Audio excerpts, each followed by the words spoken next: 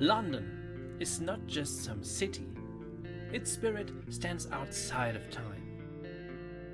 Certain places have influenced its citizens. It is not only a setting, but a presence, a character in various films, novels and poems. My name is Philip Röttgers, and I search for London's spirit. I think there are two particular ways to explore the powerful and mysterious place that is London: through literature and through walking. Follow me into a secret world. Follow me to London beyond time and place.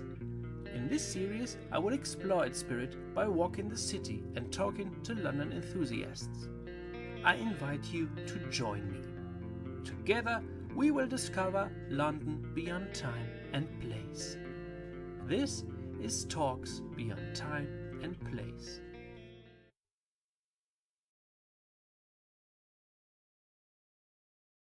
Hello everybody to Talks Beyond Time and Place. My name is Philip Röttgers and my guest today is Mr. Stephen Coates, this side. Welcome, Stephen. Oh, hello, Philip, and thank you for inviting me. Yeah, it's great. Time and space. I love time and space. So yeah, I know. I knew that you liked the topic, so it was just a matter of time that I asked you to join me on one of the episodes. So I'm going to introduce you a little bit for those of my viewers who don't know you, which I think there are very few, but still I'm going to do it. So Stephen is a composer, a music producer, a broadcaster, a writer, a lover of London and rare stories that move people. And he's also the founder of the London band, the Real Tuesday Weld, and he composed scores for documentaries, TV shows, short films, animations, art installations, and commercial spots. And he's also the founder of the arts company Antique Beat, and I think it is fair to say that Stephen is kind of a legend. So as I said, it's very good to have you here today. And maybe we can start a bit with you telling us just a bit about yourself and maybe the Real Tuesday Weld, and yeah, just a short introduction if that's possible from yourself. Yeah, sure, thanks, Philip. That made me sound very busy.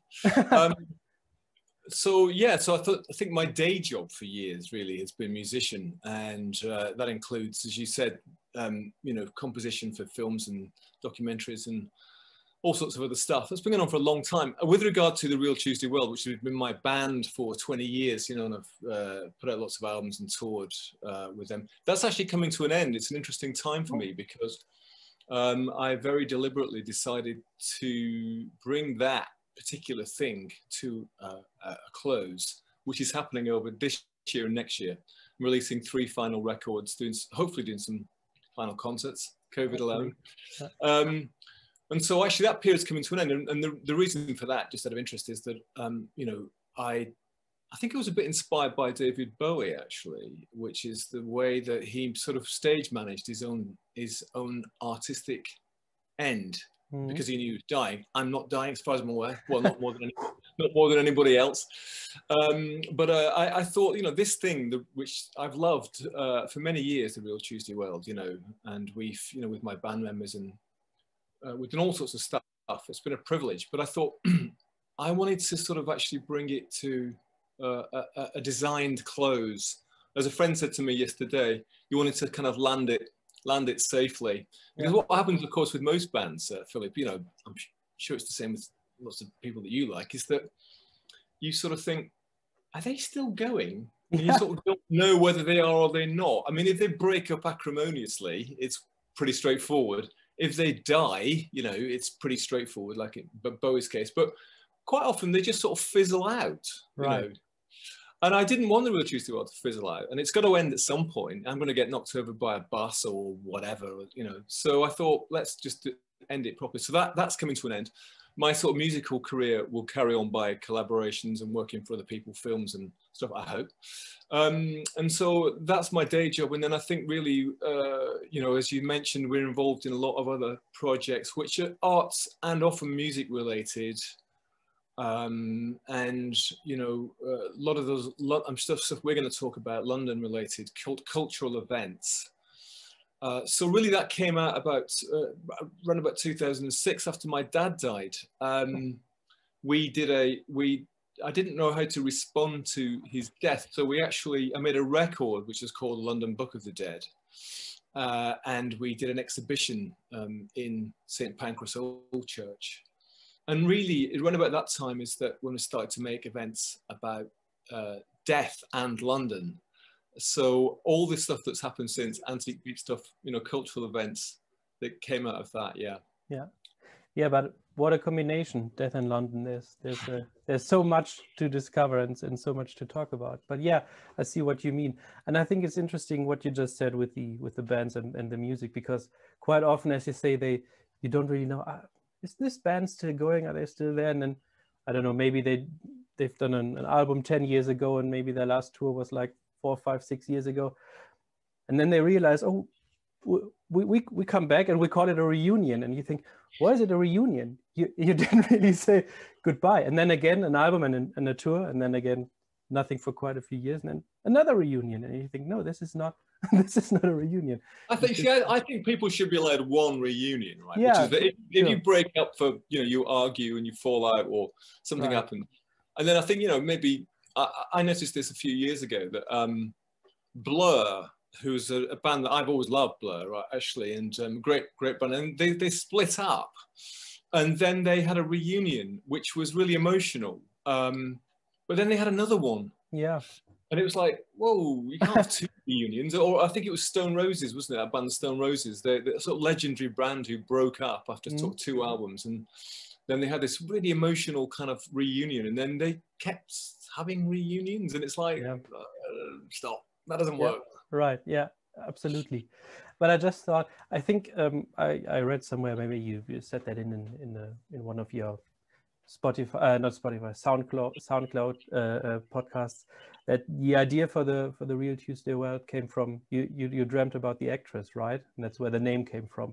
And I thought it would be great if you said, now, well, I dreamt of her again, and now I think it's time to end the project. That would also. Well, funny enough, it's strange you should mention that, right? Because when one of the films that really affected me when I was a kid was this film called The Cincinnati Kid, and it's a film with Steve McQueen. It's a 60s film. Steve McQueen. It's set in the 40s, 30s, and Steve McQueen's a gambler in it, and actually his girlfriend is Tuesday Weld, and I think that, you know, for some reason that must have lodged in my brain as a sort of, you know, youngster. But funnily enough, I watched it last night, and I haven't seen it for years, and it was quite strange. You know, there she is on screen, Tuesday Weld. You know. And actually, it did feel like, feels like a sort of a sign, you know, somehow that watching this film again after all these years, and just as it's going to end. Yeah, great. I also read, and I just wanted to ask you that you also wrote and produced the original songs for LA Noire, for the game. Is that right? Yeah. Do you know that game? Yes, I do. I think it was 2011, around that time when it came out. And I don't really play games that way, but I love to watch people do it. And I had a friend who played this game, and we just sat in on his couch and he played, and I just sat next to him and watched it. And yeah, so I knew I know the game quite well, and I thought, oh wow. I've known you for longer than I thought. Yeah, well, that was a great thing for me. I really enjoyed it, but it was a strange one because I got a phone call on it was Christmas Eve actually. I got a phone call. I was with my family, and I don't normally answer the phone when I'm sort of with the family. And but I looked at my phone, and it was from Los Angeles, and I thought, that could be work. And I answered the phone, and this guy in a very strong accent said to me, I won't do his accent, but he said, can you write a song about a 1940s jazz singer who is a heroin addict, and she may also be a pyromaniac? Sure. And I was like, yeah, sure, I can do that. And actually, so I wrote the songs for LA Noire, which is sort of 1940s style jazz songs, and featuring Elsa, who's the main character. And that was great. I loved it, actually. It was very interesting for me working, because I'm not a gamer at all. I know nothing about computer games. It was quite interesting. It's very different to work in that industry. It's brutal. Yeah, I can imagine. Yeah, right. And I also, before we come a bit more to the London topics, I know that you, and I definitely wanted to mention that you dealt with the incredible story of bootleg technology in Cold War culture, and especially the X-ray audio. So how did you stumble across that story? Yeah, well, that was really good fortune again for me, which is that I've been playing in Russia for the last 15 years, you know, performing in Russia. And about 7 years ago now, I'd done a show in St. Petersburg. And the day after the show, my Russian friends took us to the flea market just to do some sort of tourist shopping before we came back home. And I came across this very strange record on this stall, on this flea market. And I collect strange records. And I asked my friends, my Russian friends, about what it was. And they didn't know what it was. And the guy stole it wasn't, he was quite grumpy and wasn't interested in it. So, but I bought it and I brought it back to London and to try to play it. And it was 78 RPM. That was the first thing I discovered. You know, you drop the needle on the record and it's single-sided. It was like a flexi disc, what we used to call a flexi disc. Not black vinyl, but sort of floppy. The song was Rock Around the Clock by Bill Haley, 1957, Bill Haley and the Comets. But the most interesting thing about it, the thing which actually, of course, drew my attention in the first place, was that if you held it up to the light, to the window, you saw the image of two skeletal hands on it. And it was a record that had been made on X-ray film. I didn't know anything about it, but I was so intrigued by it. And I really wanted to find out, you know, who made it, why they made it, and how they made it. And those sort of three questions have propelled this project, which has been going on since. And there was a little bit of information about those records on the internet at the time, much of which actually I came to find out wasn't really accurate. But over a period of the next 3 years, whenever I was in Russia, I was digging, trying to find out more. I was really fortunate that Maxim Kravchinsky, who's a Russian academic, introduced me to a guy who used to cut these records in the 50s and 60s. And of course, the reason that they existed was that a huge amount of culture, music, art, well, all sorts of culture was forbidden, censored in the Soviet Union for ideological reasons, including a lot of popular music. And these records were made by bootleggers, what we would call bootleggers. They didn't use that word, but it was like an underground production of music, forbidden music. People cutting their own records for themselves and to share, as we would say, or to sell, because, you know, to distribute, of forbidden tunes. And they didn't have access to the usual means of making records, you know, black shellac vinyl gramophone records that we have. But they were building their own recording machines, and they discovered that it was possible to use X-ray film, which is a photographic film, cut into circles, and to engrave the grooves of recorded music onto them. Yeah. And this culture grew up. It started in Leningrad, St. Petersburg, where I found this record, and it spread throughout the Soviet Union for about 20 years. It existed for about 20 years, like an underground bootleg record culture. So I spent, you know, I've spent a lot of time over the last 5, 6, 7 years researching this story. Yeah. Making work about it. We've got we made a BBC documentary, we made a film about it, wrote a book about it, which is came out, and I've got a new book coming out end of this year called Bone Music, about it, and like an illustrated history of the X-ray underground. And it's been an ongoing, fascinating project, you know, in oral history. Yeah. Okay. Sorry, that was a very long explanation. No, that was fine. That was fine. So you're gonna have to send me the title again, and I'm gonna insert it down here so that people know that your book's coming out. Yeah. This year? This year? It's coming out at the end of this year. Strange Attractor. It's called Bone Music. Yeah. Bone Music. Okay. So you've heard him, and I'm gonna, as I said, I'm gonna insert it down here so people can pre-order it and have it already in there, in front of them. So Stephen, are you a born Londoner? I'm not actually. No, I come from the north of England. I come from just outside Manchester, sort of in Lancashire. Yeah. Yeah, I find this quite often. I mean, of course, I'm not a born Londoner too. I'm from Germany, sure? But I sometimes I think I say no. What I wanted to say was I often find this, that, you know, the people, sometimes I think the people that are most interested in London are the ones that weren't born there, but they came from the outside. And well, I think that's true, and I would say that's really interesting, and I think that, you know, because I spoke to Ian Sinclair about this, you know, who's Welsh, obviously. I know, yeah. And of course, you know, his take on it is that if you come to London from the outside, you obviously you see it in a different way. It's not that Londoners, people who are born in London, don't love, learn, you know, write about the city. They do, of course. William Blake, you know, Peter Ackroyd, and Michael Moorcock. But I think people like you, like me, who come from the outside, we maybe we fall in love with the city, or we have a romantic view of the city, which allows us to explore it in a different sort of way. Definitely, yeah.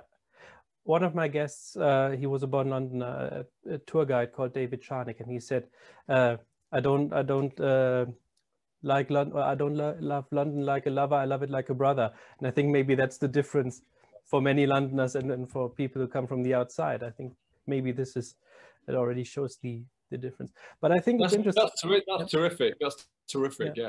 Yeah. But I often think what you just said when I said I wasn't born in London. You said, "Are you sure?"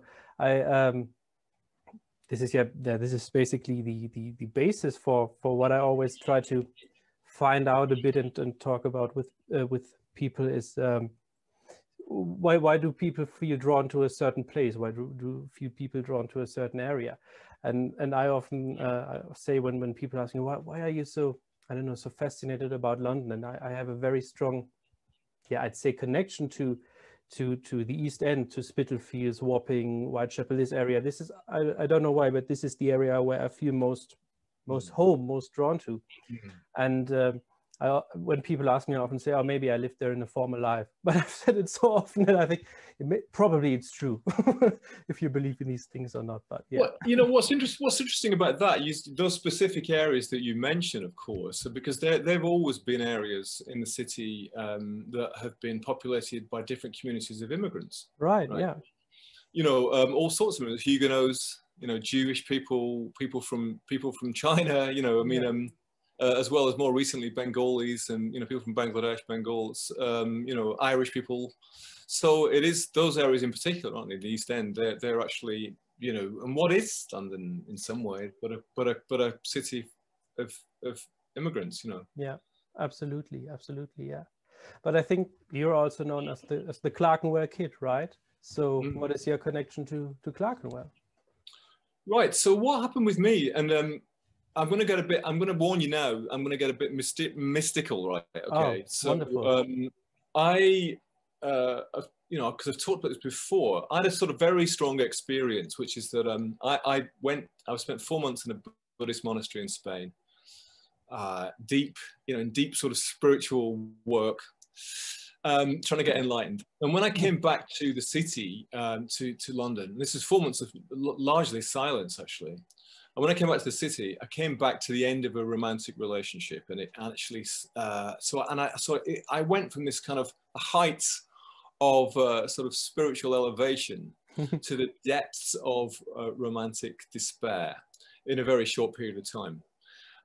And this coincided with me with what I would call the anthropomorphization of the city. So the city became, during that sort of break up, break down, breakthrough, whatever you want to call it, the city became much more meaningful as a place, I suppose, in a psychogeographic way. I mean, psychogeography is a very interesting word for me, because geography means place. You could say psyche means spirit of the place, but psyche is also, you know, psychology. It's soul. So for me, psychogeography at that time meant the soul of the place. So the city itself became very meaningful. My kind of dream life went nuts. My behavior went nuts.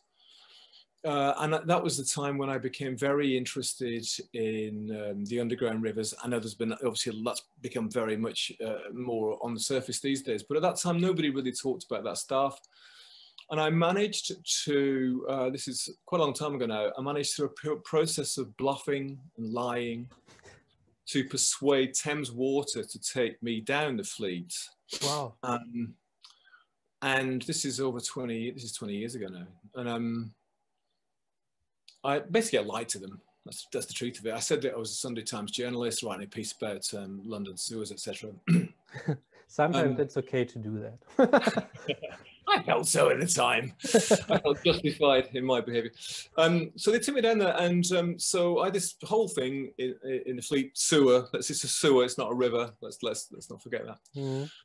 And then we emerged. I emerged with this gang of sewermen. It was an extraordinary experience for me, and we emerged in Clerkenwell. You know, up river, up sewer. You know, the Fleet flows down through from Hampstead down through King's Cross and down through you know, and Clerkenwell and Blackfriars. And really, this had a very powerful effect on me about the area. So at that time, I was living in Notting Hill. So I decided that I needed to live as near to the Fleet River as possible. So I moved to Clerkenwell, and I lived in an old building, which is right above the Fleet, actually. Okay. And so I was still going a bit nuts at the time. Or was it nuts, or I don't know, I'm not sure. Anyway, but so really that turned into a very kind of creative time about writing music and writing stuff and getting deep into kind of psychogeography. So I had this encounter in the middle of the night in Smithfields in a cafe with this guy, and which afterwards didn't quite know whether it had happened because I was an insomniac at the time. I didn't know whether I actually met this guy or I dreamt or something. And this guy was this person called the Clerkenwell Kid, and then afterwards I sort of took it on as a persona. Did I, or did it take me on? I'm not sure. I took it on, or he took me on. I'm not sure.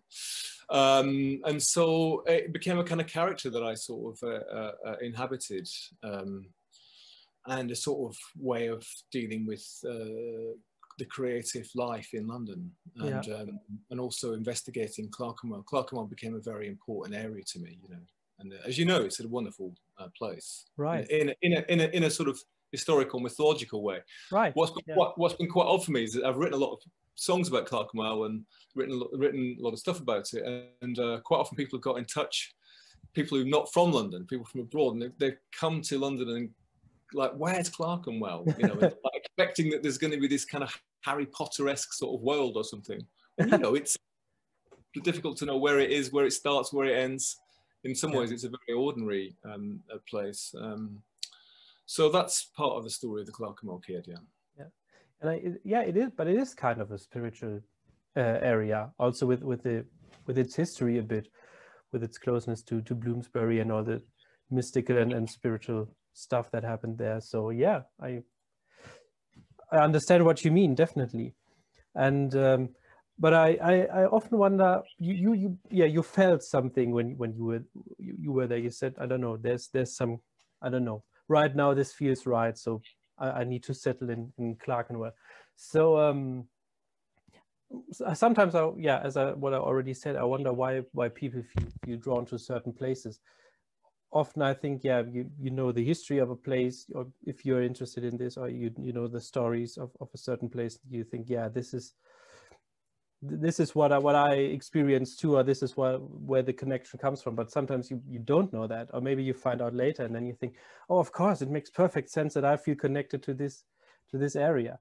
So I think it's just interesting to see the connection between people and places and spaces and how they influence each other, because I also think let me ask you a question, Philip. Okay, please. So do you find the reverse is true too? Do you find, for instance, that you are rather ill disposed to certain areas in London, sometimes without knowing why? Yeah, I think so. Yes. What would you say? What is your answer to that? Well, I am very much so. For instance, I don't like Fulham or particularly Battersea. I mean, Battersea Park's nice, but I don't like Battersea. I don't like Fulham, and I call them the Flatlands. Now, no offence to anybody who lives in Fulham or Battersea or Balham. It's not.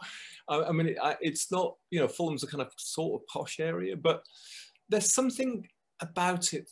I call them the Flatlands. It's something about it I just feel dispositionally out of tune with. You know? I don't like going there.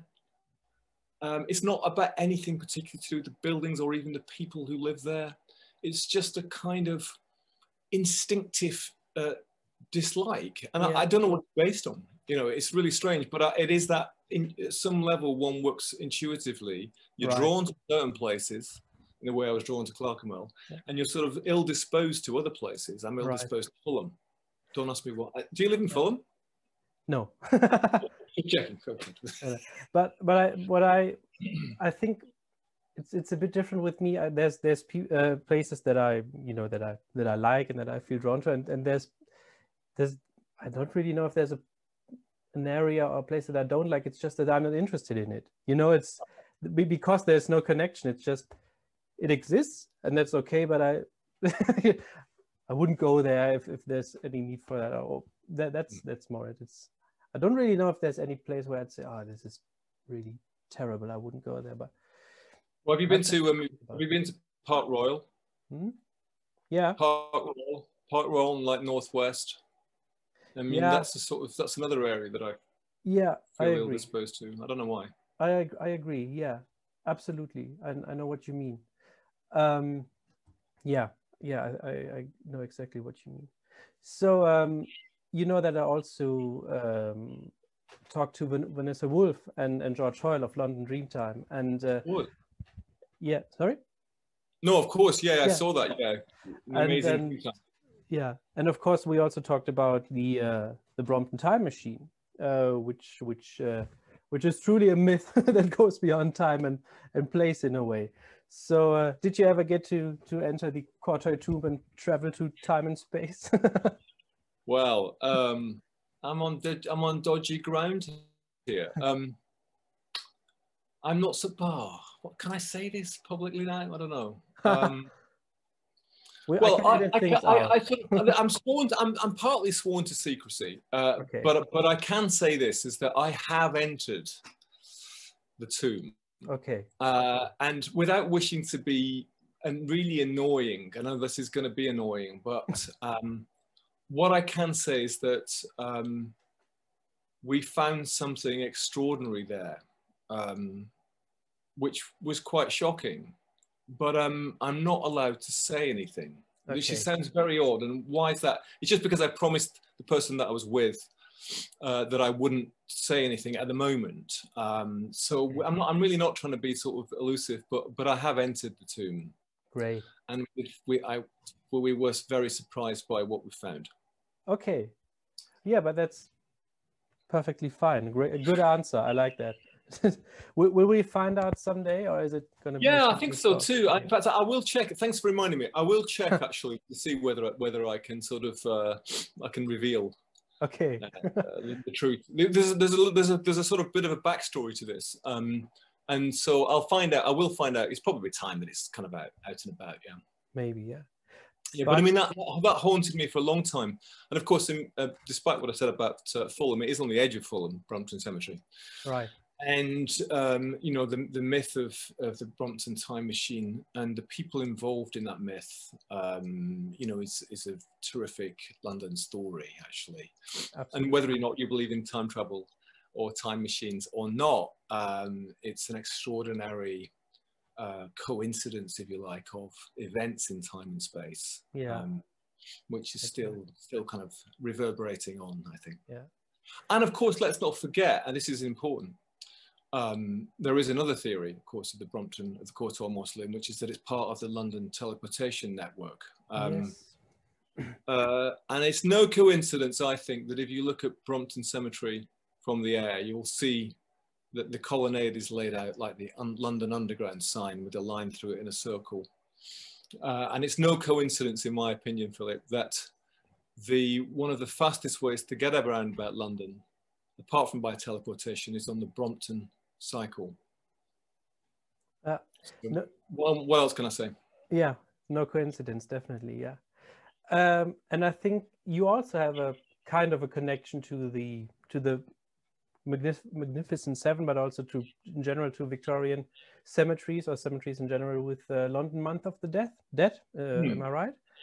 Yeah, right. So what happened with Brompton is one of the Magnificent Seven, you know, and you know, my sort of research is into the Courtoy Mausoleum and the Time Machine was partly prompted by the fact that we started to do work in the cemeteries. And so Antique Beat is my sort of arts events company. And I work with Suzette, my curating partner, who's got a similar company called Curious Invitation. And about 8 years ago now, we got together and we both had this love for putting on events connected with sort of death and that sort of stuff.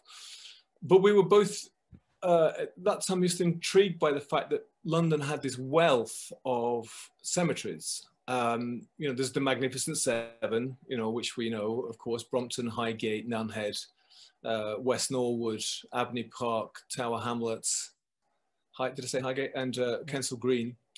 But also there's myriad small cemeteries. But we were very interested in the fact that the Victorians regarded them as great gardens of sleep, little bits of heaven on earth. And that they were these wonderful underused green lungs in the middle of the city. And a lot of us at that time, including me, were uncertain about whether we should go in cemeteries unless we were attending a funeral. Whereas in fact, the opposite is true, is that, you know, they are resources for Londoners, for all of us. Yeah. So we decided, Suzette and I, to start doing events in cemeteries. And then London Month of the Dead came out, obviously based on Mexican Day of the Dead, and it's a whole month of events, which has been running for 8 years now, during October, which is walks, talk, you know, sort of visits to strange parts of the city, theatrical events, storytelling, done work with Vanessa and George, London Dreamtime. And, you know, many of those events took place in Brompton Cemetery and Kensal Green and other places, yeah. And it's become a kind of part of the London cultural calendar now. Last year, we had to take much of it online because of COVID, but we did manage to do some stuff in Kensal Green Cemetery, some live stuff. And we're back this year. We're definitely going to be doing some, back in the flesh, back in the bone. We're going to be doing stuff in October in Kensal Green, hopefully in Brompton and Highgate. And yeah, so it's really, you know this because of what, your interests and what you do and stuff, is that the London cemeteries are these extraordinary places, fields of stories. That's the way I see them. Right. Every tombstone like the last page in the last chapter of the book of someone's life, maybe and it's not like, even the last. or maybe not even the last. Yeah. There's maybe this is a sequel to come. So we're surrounded by memories, surrounded by myths, and what better place to experience that than in the cemeteries? That's right. Yeah. I just wanted to ask you. You just explained a bit of your experience in Clerkenwell, and basically how you became the Clerkenwell Kid. And but have you always kind of been a London historian, or did this come from then on, basically, or have you always been interested in history? I was kind of vaguely interested in London history until this event happened, when I kind of, this sort of psychic explosion, this epiphany sort of thing. And what happened was that on a very visceral level, the city came alive, and when it did, I recognised that when the way that William Blake talks about the city, the way that Michael Moorcock talks about the city, it became animated in some way, which sounds very odd in a way, but it's almost as though the concrete and became significant. The asphalt and the concrete, the gargoyles and the corners of buildings became. Everybody knows this, right? In a little way. I mean, if you live in London, we've probably all got this. Maybe there's a bench in Soho Square where you snogged somebody. Maybe there's a corner at the edge, on the edge of Bethnal Green, where you threw up after a party. You know what I mean? You've got certain associations with the number 57 bus. Absolutely. You've got these kind of romantic life associations with bits and pieces of the urban landscape, right? So I had an experience like that in a very intense way, and that's what got me interested in London's history. Yeah, and also in kind of trying to bring it out more. Yeah. And what is history but the imagination of the past? Yeah, right. And as you just said, I mean, if you then a bit or deep dive into it, and then you find out about these people like William Blake, Michael Moorcock, and then of course there's Peter Ackroyd and Ian Sinclair, whom you've met, who's also one of the the great, not only writers, but he's, yeah, psychogeographer also. So there's this wonderful, yeah, also again this continuity of people who experience the city this way and can narrate it and can pass it on to other people. Well, I mean, Ackroyd talks about Cockney visionaries, doesn't he? So yeah. he sees, you know, he sees people like Blake and Milton and, you know, even T.S. Eliot, and, you know, as part of this kind of tradition of you know, Cockney visionaries, not T.S. Eliot immigrant, obviously.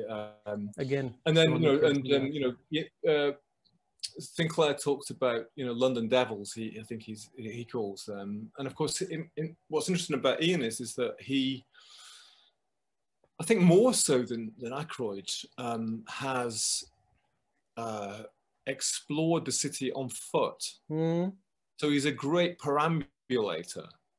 Also, he tends to go for places like liminal zones, you know, the parts of maybe more unloved parts of the city. Ackroyd has tended to be, you know, rather Dickensian in his choice of places, whereas Ian Sinclair has gone for the kind of, you know, the Ballardian version of London, you know, the in-between zones, the North Circular, you know, the kind of abandoned service stations and the bits of Hackney in between, you know, before they put the Olympic Park there. And I think that's also interesting, isn't it? It's not just the kind of, it's not just this kind of heritage version of the city where we look at kind of with a rose-colored spectacles into this kind of imagined 19th century past, but that it's also the city is the city of the plastic cups blowing on the wind and the kind of the crumbling buildings, the graffiti, you know, the abandoned shopping trolley as well. That's right, yeah. And I also just think that, yeah, it's exactly this combination, at least for me, and this is again in the tradition of, yeah, these writers, that I think literature and walking, these two things are the best way to experience London, especially in combination, but of course also each in its way, but you need this combination to understand London, if you like. I think for me anyway, it is. So. Yeah, I mean, so are you a walker? I mean, do you walk the city? Yeah. Yeah. Because I mean, for me, that's certainly the way I love to experience London. And what's been great, there's been many sad things about lockdown, right? Okay, and I'm not minimising how difficult that's been, but there's been some of the upsides of it. Has been less crowds, less people, and less traffic, and certainly in the centre, it's actually great for walking. It's, you know, I mean, apart from the fact that you don't have to tangle with other people, you know, it sort of encourages you to walk. When I mentioned earlier about this thing about I bluffed my way into persuading Thames Water to take me down the Fleet Sewer. What actually happened was that when they agreed, I got this message on my answer machine, and it said something like, "Mr. Coates, you know, we've had your repeated correspondence or something, and we've, you know, if you turn up at the pumping station in Hackney Wick at, I think, 5:30 in the morning on Tuesday, there'll be a team of people who will take you to see the Fleet Sewer," as they called it, right? And I was so excited that I was an insomniac anyway. So I set off from my flat in Ladbroke Grove and I walked to Hackney Wick. Oh, wow. Through the night to get there at 5:30 in the morning. I mean, I probably set off at about 1 o'clock or something and just walked there. And that was part of the sort of epic thing for me was to walk across North London. Yeah.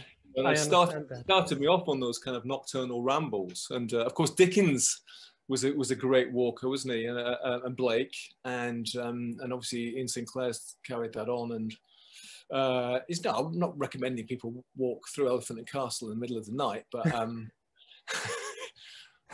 but I'm sure Vanessa does. Vanessa's a big walker, isn't she? Yeah, right. She's also a walker. Yeah.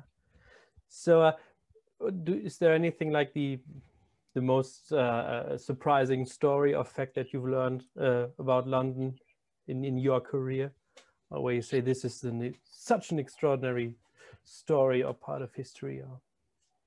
I think that when it comes to, there isn't like one story that really sticks out for me. But I think that some of the other stories that I've myself have been interested in more recently, and I made a piece about the Henry Welby, the Hermit of Grub Street. Yeah, I saw that on SoundCloud. Yeah, that's a great story, I think, because it's a mystery, and I think that London has got those myriad stories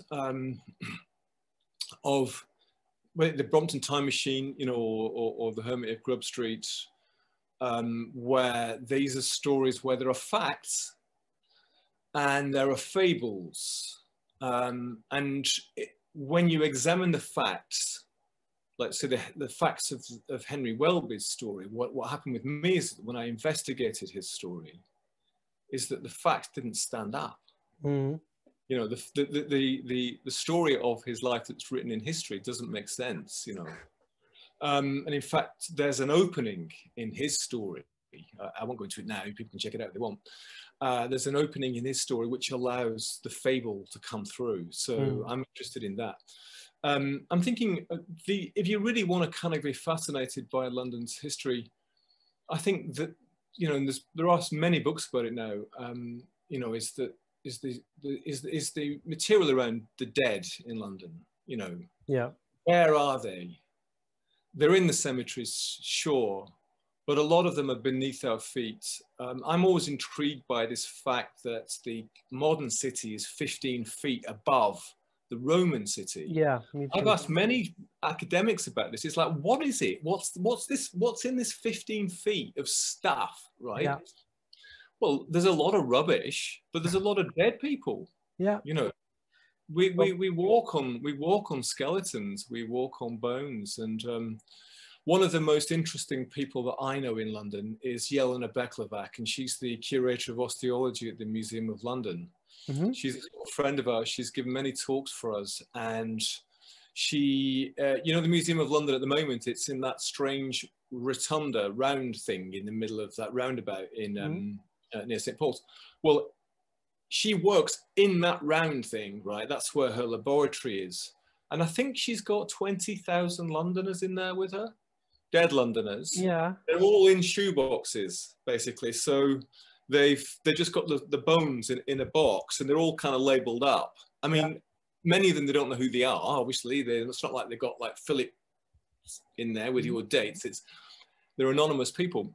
Yeah. But she's surrounded by dead Londoners, and she's terrific for talking about stories of the city, because she sees the city through the city's bones. Yeah. And she can tell you all sorts of things about some fairly famous dead people that even their wives didn't know. Right? Yeah. Because she can see what they were up to. Yeah. Yeah. Because it's written in their bone. Yeah. That's so she can tell all sorts of stuff about their diet, their secrets, you know. And that's a great story. That's a terrific story, you know, the story of the dead Londoners. Yeah. Definitely, yeah.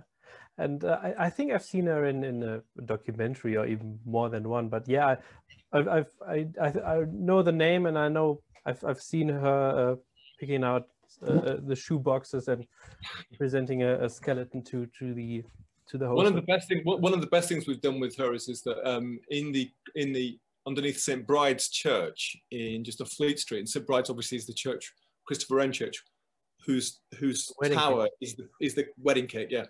So underneath there's a charnel house, which is just a room full of bones, and she's got a little office there, and she takes us on a Month of the Dead, very small visits. We go there, and she'll lay out a couple of dead Londoners, and she'll talk about them. And I think, is it George Herbert? I think the writer she's got in there, and she can tell you all sorts of stuff about George Herbert that he didn't appear in his biography. Great. Okay, that's amazing.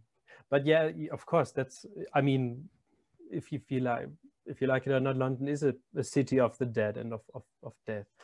So it makes perfect sense that this is also the connection, the dead bodies, the bones. There's this it's all still there. You know, you can go back to Roman times, it's still there. So there's this history that some of us feel more and some less, but this is. Well, you know, it's interesting, isn't it? Because I mean, barely a month goes by, doesn't it, without seeing a news report about them finding something in London, right? Still, right. you know, you know, there's that amazing woman. I've forgotten her name, but the amazing woman who's the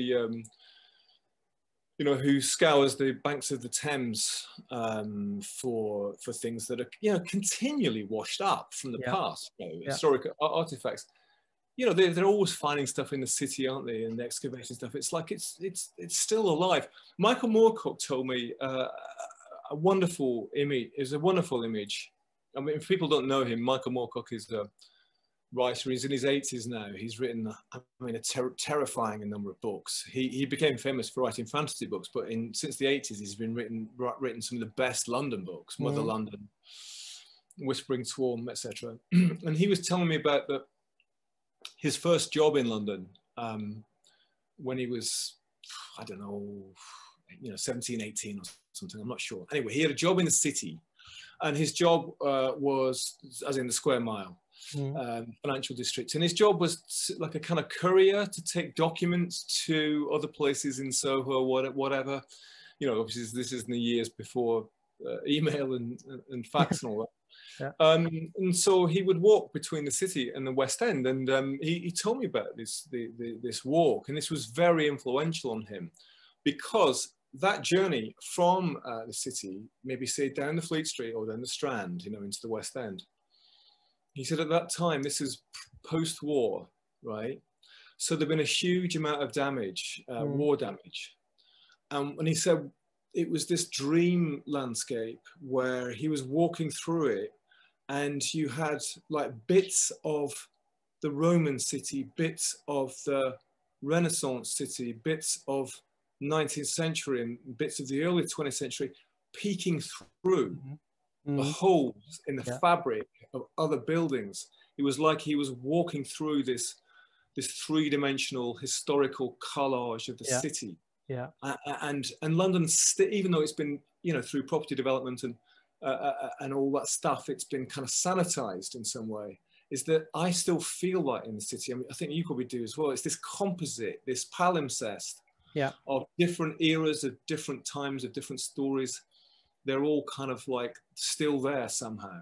Absolutely. And some streets in the city, even some streets that, you know, quite boring streets like Milton Street, which was Grub Street, you know, if you've got the right imagination, you can read a street sign and it's a hint about the past, or you see a little bit of ghost sign written, you know, some Victorian shop or something, right? Yeah. You know, or there's a bollard, which is like, that's weird, what, you know, and it's absolutely. You know, I love that. Me too, yeah. And that's the thing. I mean, you just said it with the. So basically, this is why sometimes it feels as if there's no, or that time has different rules in London, because all the times are there at the same time, if you like, if you want to break it down. Maybe that's what's that's it. All the time, all the times are there at the same time. Yeah. Right. And it's this one place. Where would you want to? Where would you travel in time, if you could? In the city. Yeah, maybe even in general. Not even. Oh right, I would go to the future. Oh, okay. Yeah, I mean, it's not that the past isn't interesting, but I think that we can sort of find out quite a lot about the past already. So, for me, when we get the Brompton Time Machine working, next week. You know, my intention is to go far into the future. That's what I'm sort of a bit. See, I'm a bit miffed, Philip, that you know, we're not going to find out what's going to go on in the next 100 years, you know, 200 years. I met Aubrey de Grey, and Aubrey de Grey is one of these, he's part of this new generation of scientists who are interested in life extension, right? He runs an organization called Sense. He's a very strange guy, but he's one of the scientists who's involved in developing, you know, extending human life. And he says there are people around now, kids around now, who will live to be 500. Yeah. Well, I'm jealous of those kids, because it's like, I want to be 500, not because mainly because I want to see what London's going to be like in 500 years' time. Will it be there, right? You know, will it be some sort of like Star Trek with 500-story high buildings? Will it be flattened? Will there have been some eco disaster? You know, maybe, yeah. You know, I mean, that's where if I had a time machine, that's where I'd go and see what London's going to be like in the 5,000th millennium. Whatever it is. Who knows if you don't talk to me from the future? That would also, who knows? Exactly. Yeah. Well, don't forget. I mean, of course, in H.G. Wells' is a time machine. I mean, he doesn't move anywhere, does he? He's in London, right, the whole time. yeah, right. Yeah, but yeah, I'm not really sure where I would want to travel. Well, tell me, come on, give me your top three then, if you were going to travel in time. Sorry? Give me your top 3 times that you would go to. Well, I definitely love to see late Victorian London. I'd love to see that, and especially, I mean, one of my entries into London history when I was a teenager was the Jack the Ripper story. Right. So I'm still interested in this area and in the time, in the era, and I'd love to just walk these streets during that time and experience the place back then. Let me think. My top 3. Well, that's one. I think I would also like to visit Roman London. I mean, maybe even Roman times, not even especially in London, just to see how it really was, if it really was like we imagine it to be, or we think it was. What else? Let me think. I'm not that much of a big fan from the Middle Ages or anything like that. Difficult. Well, London sort of kind of disappeared a little bit, certainly the Dark Ages, didn't it? But what I've always thought would have been a fascinating thing is round about, obviously the Romans left in the sort of 5th century, didn't they? And maybe what would have been this interperiod? What would have been very, very strange is, say, 100 years after they'd gone, 150 years after they'd gone, when, you know, written records died out and it didn't exist. What would it have been like to have come upon the ruins of Londinium? You know, because for the people at that time, because they had no continuity of media, you know, written records, or people in the Dark Ages wouldn't have been able to read or write anyway, they would have no context for understanding what it was. And they would be seeing buildings which they would not, the technology of which would be completely mysterious to them. They would be buildings that they could never build themselves. Yeah, it would be like becoming on a lost world of giants or something, you know. I mean, it would have been deeply, deeply strange. And I think what the ruins of Londinium would have been a fascinating, terrifying place to visit, I think. Absolutely. Yeah, absolutely. I agree with that. Yeah, that would have been very interesting. I just love this story. You know, there's the Roman bathhouse in Billingsgate, and they found a brooch there, right? A brooch from an Anglo-Saxon woman. So there's this, you know, she climbed upon these ruins, and it just dropped it, and it you know, there's again this time and this time and this area and this area, and it's all on one place, and I really liked that. So yeah, that would have been a very interesting. And what would she have thought? You know, I mean, that's the thing is that would she have thought that this was a city built by gods, or strange beings? I mean, like, it would be amazing to know what her perception of what that was. Right. Yeah, that would be, you know, talk to her and just ask, what do you think? What is that? Where did it come from? Who built this? Yeah, absolutely amazing. Yeah, absolutely. I agree. Yeah. So yeah, let me know if you ever get to travel to future, or let me know, then we can have I can come back and change this conversation. I can come back and butt into our conversation. Well, yeah, that would be. I should edit the video this way. Maybe. Let me think about it. I'll come back to you if I really wanted to do that. Come back in a different set of clothes. Yeah. So, Stephen, do you have a favorite place in London? Is it Clerkenwell or is it something? Is there like one? Yeah, I think as a district, Clerkenwell still is my favourite place, you know, and I've got so many memories of Clerkenwell, I suppose, and it's changing, you know. Like, I mean, the city changes, and that's good. That's good, you know, as well, isn't it? And you know, Leather Lane Market in Clerkenwell, still a lovely London market. I mean, London markets are a sort of highlight, aren't they? You know, and they've not. I mean, Leather Lane's, it's getting a bit shishy. You know, it's getting a little bit shishy these days. It used to be just this very ordinary street market, you know. I think when the guy who's got the stall who sells the previous month's magazines for £1 goes, then, you know, we've got a problem, I think, because he's been there forever. And that was a great business, because it's like, you know, with magazines like Wallpaper or Elle Decoration, or, you know, or even like Men's Fitness, right? It doesn't matter whether it's like March or April, it's still an article on how to get a six-pack, right? Yeah. So his business selling previous month's magazines for £1, I thought that was a great business. Yeah. And I noticed there's been quite a bit of street foods appeared on Leather Lane in recent years, but which is always a bad sign, I think. I like the street food, but it's always a sign that things are getting a bit hipstery. Yeah. So Leather Lane Market, I recommend to people when we're back open again. It's got one of my favourite shops at the top of it, which is International Magic. It's one of London's 2 or 3 dedicated magic stores.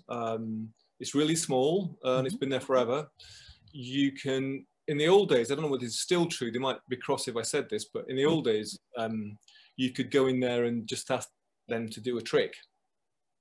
Cool. So when I was skint, I would, or in the times I was skint, I would go to the Eat All You Like Thai vegetarian place on Leather Lane.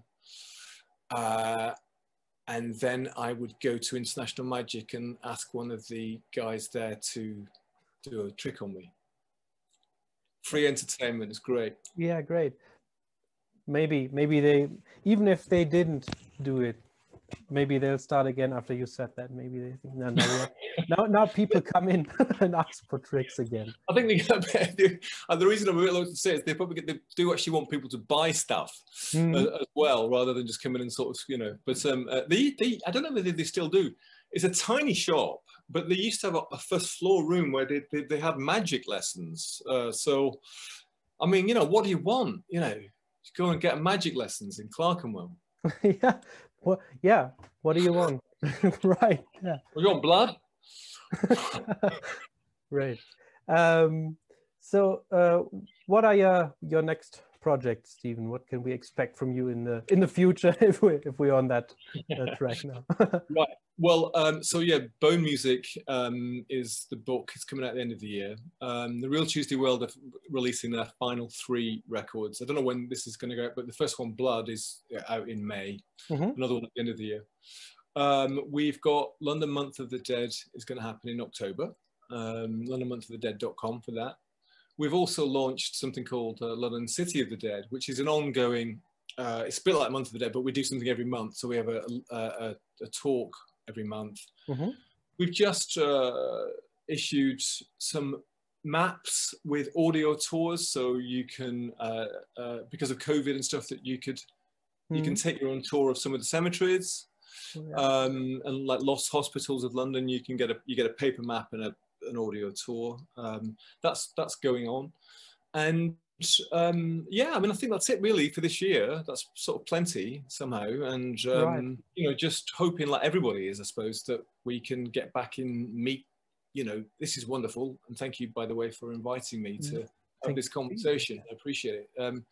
But it would be great to be able to do more stuff, you know, in the same space as people, as each other, and that. So we're hoping that, you know, vaccines and COVID allowing, that people are going to be okay with being together again.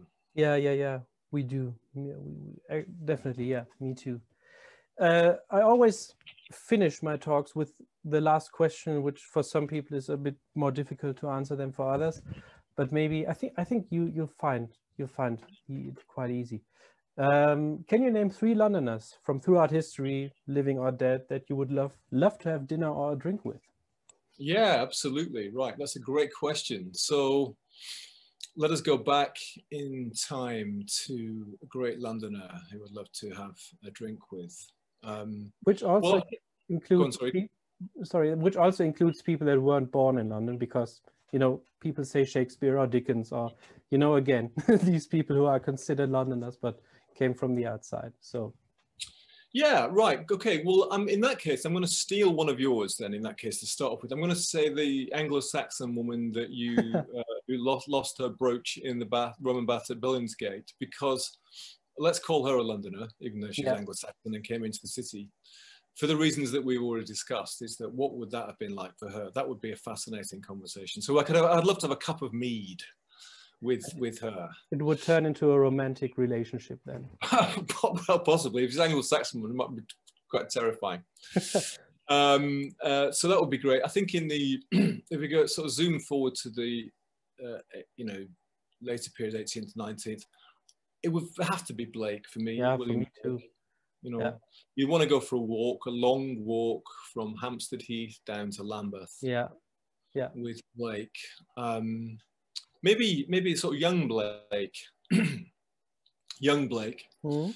And then sort of this century, I think probably I would want to choose somebody from an era, maybe like Colin McInnes, one of those kind of 1950s absolute beginner era sort of 50s writers and stuff, you know, to kind of, not Kingsley Amis because he was such an asshole, but somebody from that era, you know. Yeah. Maybe Keith Waterhouse, one of those kind of Londoners, sort of 1950s city. So then to sort of go into Soho, you know, in one of those kind of Italian coffee places in Soho. Yeah. Or, you know, where there was heavy drinking going on with Maltese people here and, you know, and Italians there and French people there. And that whole Soho of the 50s. Yeah. To go out for and spend an evening getting drunk with one of those people. Yeah. Oh, yeah. That would be amazing. Yeah.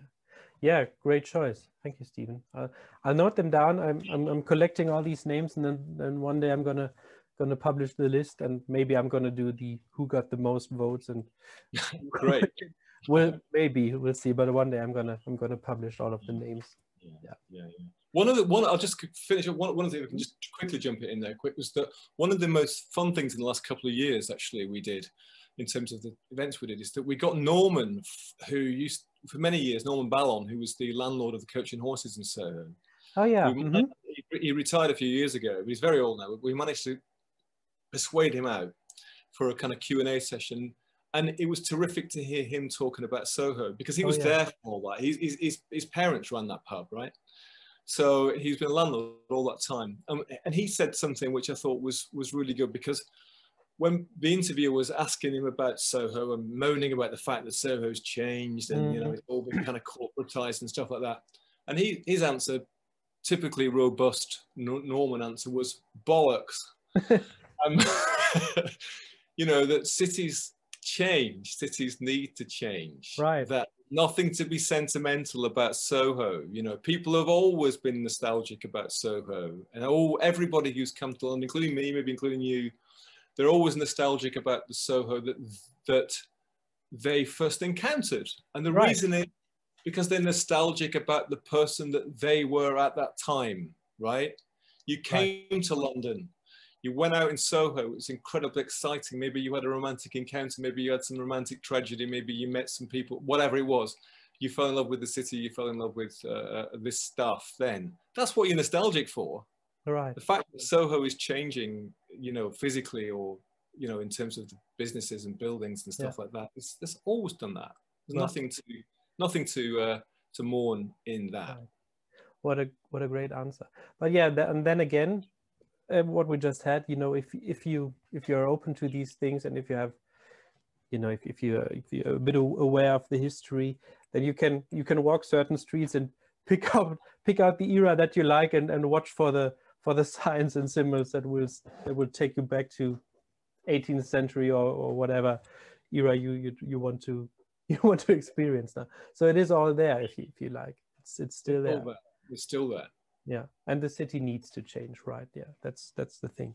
Otherwise, it would be... Cities, you know, as Michael Moorcock, you know, talks about it, the city, this is the city of the way that Daniel Defoe talked about it, the way that Dickens talked about it, the way that, you know, Moorcock, the city, London is a creature. Yeah. It's a being, it's a process. Yeah. You know, you could say it's the cross-section of all the journeys that have ever been taken there. Yep. Yeah. You know, it's an organic, evolving thing, you know, rather than something which is kind of a stiff, right, yeah, fixed piece of architecture. Yeah. The city is a creature. Right, I absolutely agree. I also had a talk with Robert Kingham, whom I think you also know from Minimum Labyrinth, and he did this documentary a couple of years ago about pagan London, which you probably also know. Great little film, yeah. Yeah, right. And we talked about the idea, yeah, right, that London is a living creature. And in this case, because we talked about pagan London, if it's a god or a goddess, so is it male or is it female? And for him, it was male, and I thought, no, for me personally, I would say London is female, but I don't really know if, of course, there's not a definite answer, but maybe what's your opinion about that? Yeah, that's a great question. I think instinctually, I would say that I think London's female, but I mean, what's that based on? I don't know. I mean, you know, Moorcock calls it Mother London. And Father Thames. Motherland and Father Thames. Yeah. Yeah. I mean, that's it. I suppose that's it. So London's got a female aspect to it for me.